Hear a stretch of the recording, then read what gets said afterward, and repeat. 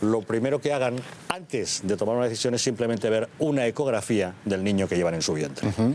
El entregar una ecografía a la mujer dentro del contexto del consentimiento informado nunca supone para ella una agresión ni un acto de violencia.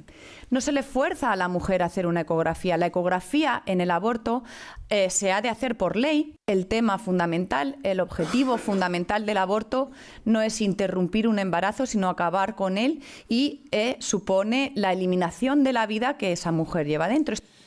Solo con eso, solo con esa decisión, por lo menos podría ser consciente de lo que está dispuesto a hacer. Además, Gador a donde quiere llevar es a que el que vea la ecografía va a ver que aquello tiene un movimiento propio, independiente de la mano. Sin entrar en temas profundos, morales, incluso ontológicos, simplemente a nivel de políticas públicas. Es una cosa, digamos, que todos podemos discutir en un plano menos dramático, es decir, políticas públicas.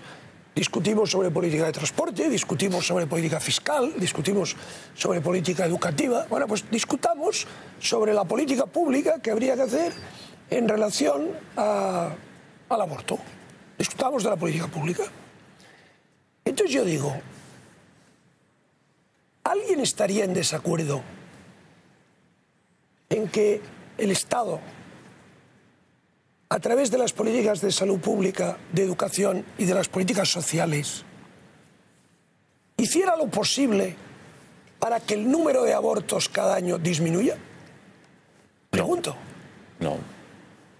¿Estaría alguien en desacuerdo con eso? No. Por ejemplo, una buena educación para que la gente sea responsable y no haya embarazos no deseados. Efectivamente. Por ejemplo, una política de salud pública en la que la población conozca bien cómo evitar en términos fisiológicos este tipo de situaciones.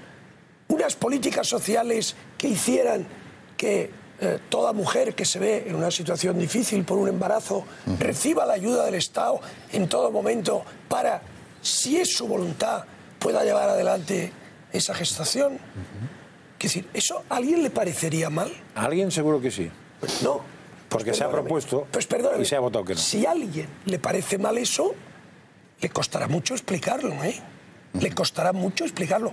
Porque yo, si estuviera en el gobierno, pasa que nunca he estado con poder ejecutivo, digamos, en mi carrera política, siempre he estado en parlamentos, yo haría políticas que consiguieran que los 100 y pico mil abortos, ¿no? 110.000 o 120.000 al año, gracias a esas políticas públicas, y no estoy hablando de legislar, hablo de hacer políticas públicas, pues el siguiente año fueran 80, el siguiente 60, el siguiente 30, y lo consideraría un gran logro de mi gobierno. Pues, hombre, pues pongámonos de acuerdo en eso por lo menos, ¿no?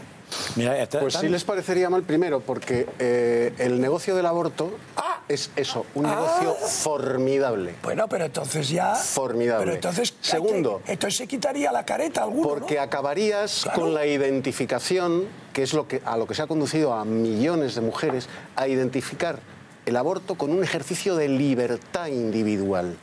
Es más, de suprema libertad individual. Y tercero, se ha inducido a esas mujeres a pensar que el aborto es un problema sexual. Y no es un problema sexual. Eduardo, cuando yo trabajaba para Intereconomía en Barcelona, empezamos a darle leña al doctor Morín, el de las trituradoras, el que tenía 5 o 6 abortorios en Barcelona, y al que le pilló por en medio la televisión pública de Dinamarca, que le mandó una periodista embarazada a ver si era verdad que aquí se mataban niños del tamaño de un conejo grande. Y cuando vieron que sí, que era un problema de pasta, lo sacaron allí y ahí se quedaron asustados en la Generalitat de Cataluña, donde, por cierto, la web pública de la sanidad catalana decía: el aborto no duele. Esto no duele. Bueno, esa es la información pública. Eso es una política en ese pública. momento Tuvimos la oportunidad de hablar en los juzgados, cuando empezó este lío del doctor Morín, del doctor Muerte, de hablar con muchas mujeres que habían pasado por sus manos.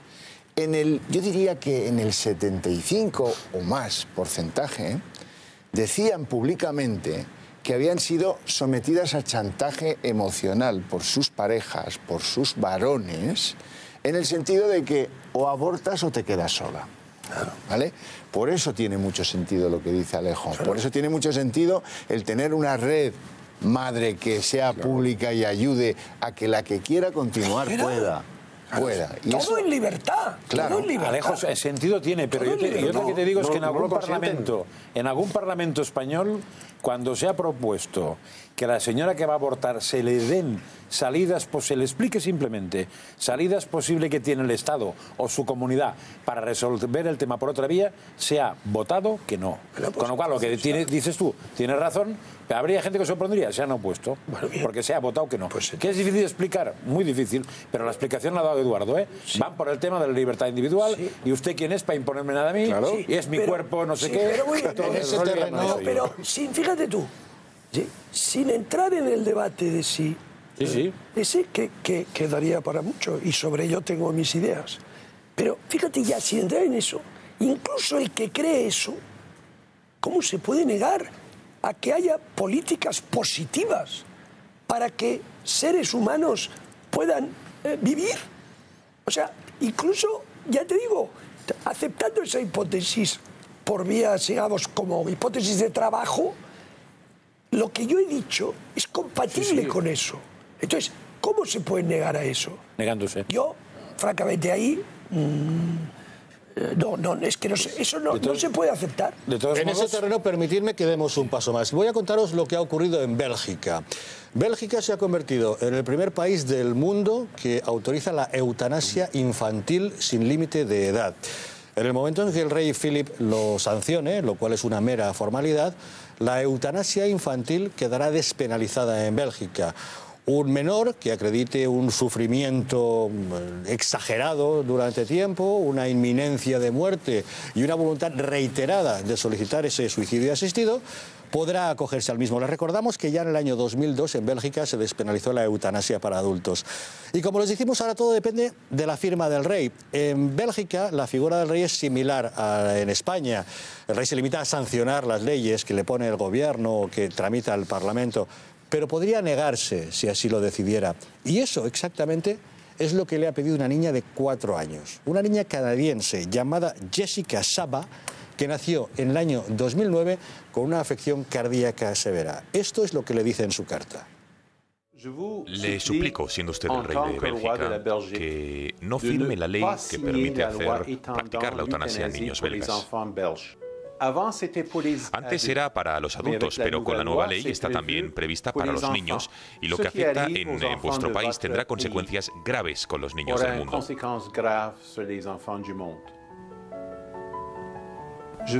Quiero compartir con usted la historia de nuestra hija Jessica. Jessica es tan solo una del millón de niños nacidos en el mundo con malformaciones congénitas, y ahora muchos de estos niños son candidatos a la eutanasia. Hay que apoyar a los padres, hay que informar, hay que estar ahí para que la gente pueda apoyarles para la vida y no para animarles o apoyarles hacia la eutanasia, porque eso es el final de la vida. Incluso con un niño que está enfermo tenemos siempre mucho amor, mucha felicidad la que este niño nos puede aportar. Por favor, Su Majestad, no firme la ley de la eutanasia para los niños. Por favor, no firme esta ley sobre la eutanasia.